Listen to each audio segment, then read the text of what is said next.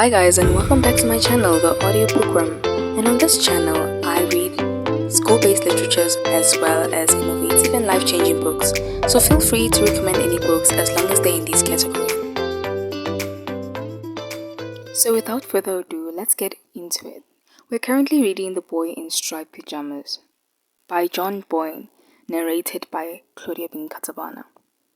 Chapter 1. Bruno makes a discovery. One afternoon, when Bruno came home from school, he was surprised to find Maria, the family's maid, who always kept her head bowed and never looked up from the carpet, standing in his bedroom, pulling all his belongings out of the wardrobe and packing them in 4 large wooden crates, even the things he'd hidden at the back that belonged to him and were nobody else's business. "What are you doing?" he asked, as polite a tone as he could master. For although he wasn't happy to come home and find someone going through his possessions, his mother had always told him that he was to treat Maria respectfully and not just imitate the way father spoke to her. "You take your hands off my things." Maria shook her head and pointed towards the staircase behind him, where Bruno's mother had just appeared. She was a tall woman with long red hair that had bundled into a sort of net behind her head, and she was twisting her hands together nervously as if there was something she didn't want to have to say or something she didn't want to have to believe. "Mother," Bruno said, marching towards her. "What's going on? Why is Maria going through my things?" "She's packing them," explained Mother. "Packing them?" he asked, running quickly through the events of the previous few days to consider whether he'd been particularly naughty or had used those words out loud that he wasn't allowed to use and was being sent away because of it. He couldn't think of anything though. In fact, over the last few days, he had behaved in a perfectly decent manner to everyone and couldn't remember causing any chaos at all. "Why?" he asked. "What have I done?" Mother had walked into her own bedroom by then, but Lars, the butler, was there, packing her things too. She sighed and threw her hands in the air in frustration before marching back to the staircase, followed by Bruno, who wasn't going to let the matter drop without an explanation. "Mother," he insisted, "what's going on? Are we moving?" "Come downstairs with me," said Mother, leading the way towards the large dining room where the Fury had been to dinner the week before. "We'll talk down there." Bruno ran downstairs and passed her out of the staircase so that he was waiting in the dining room when she arrived. He looked at her without saying anything for a moment and thought to himself that she couldn't have applied her makeup correctly that morning because the rims of her eyes were more red than usual, like his own after he'd been causing chaos and got into trouble and ended up crying. "Now, you don't have to worry, Bruno," said Mother, sitting down in the chair with the beautiful blonde woman who had come to dinner with the Fury had said, and waved at him when Father closed the door. "In fact, if anything, it's going to be a great adventure." "What is?" he asked. "Am I being sent away?" "No, not just you," she said, looking as if she might smile for a moment but thinking better of it. "We all are. Your father and I and Gretel and you, all 4 of us." Bruno thought about this and frowned. He wasn't particularly bothered if Gretel was being sent away because she was a hopeless case and caused nothing but trouble for him. But it seemed a little unfair that they all had to go with her. "But where?" he asked. "Where are we going exactly? Why can't we stay here?" "Your father's job," explained Mother. "You know how important it is, don't you?" "Yes, of course," said Bruno, nodding his head, because there were always so many visitors to the house, men in fantastic uniforms, women with typewriters that he had to keep his mucky hands off, and they were always very polite to Father and told each other that he was a man to watch and that the Fury had big things in mind for him. "Well, sometimes when someone is very important," continued Mother, "the man who employs him asks him to go somewhere else because there is a very special job that needs doing there." "What kind of job?" asked Bruno, because if he was honest with himself, which he always tried to be, he wasn't entirely sure what job Father did. In school, they had talked about their fathers one day, and Carl had said that his father was a greengrocer, which Bruno knew to be true because he ran the greengrocer shop in the center of town. And Daniel had said that his father was a teacher, which Bruno knew to be true because he taught the big boys who it was always wiser to steer clear of. And Martin had said that his father was a chef, which Bruno knew to be true because he sometimes collected Martin from school, and when he did, he always wore a white smock and tartan apron as if he'd just stepped out of his kitchen. But when they asked Bruno what his father did, he opened his mouth to tell them, then realized that he didn't know himself. All he could say was that his father was a man to watch and that the Fury had big things in mind for him. Oh, and that he had a fantastic uniform too. It's a very important job, Mother said, hesitating for a moment. A job that needs a very special man to do it. You can understand that, can't you? And we all have to go too? Asked Bruno. Of course we do, said Mother. You wouldn't want your father to go to his new job on his own and be lonely there, would you? I suppose not, said Bruno. Father would miss us all terribly if we went with him, she added. Who would he miss the most? Asked Bruno. Me or Gretel? He would miss you both equally, said Mother, for she was a great believer in not playing favorites, which Bruno respected, especially since he knew that he was her favorite really. But what about our house? Asked Bruno. Who's going to take care of it while we're gone? Mother sighed and looked round the room as if she might never see it again.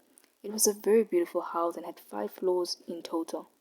If you included the basement where Cook made all the food and Maria and Lars sat at the table arguing with each other and calling each other names that you weren't supposed to use, and if you added in the little room at the top of the house with the slanted windows where Bruno could see right across Berlin if he stood up on his tiptoes and held out the frame tightly.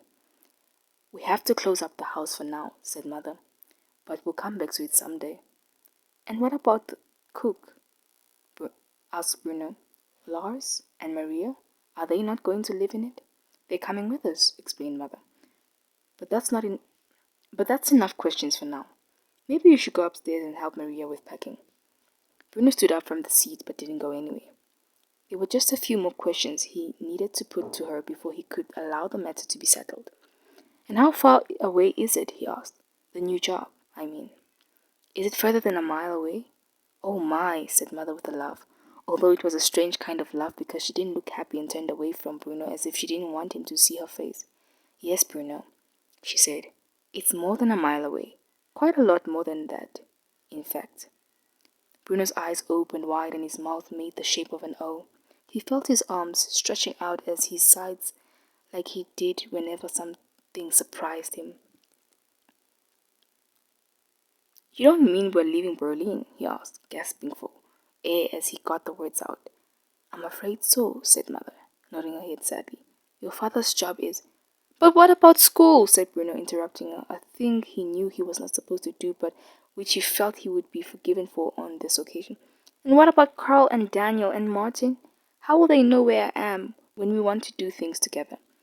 You'll have to say goodbye to your friends for the time being, said Mother, although I'm sure you'll see them again in time. And don't interrupt your mother when she's talking, please, she added.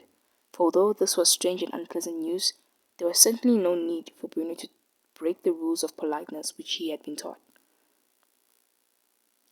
Say goodbye to them? He asked, staring at her in surprise.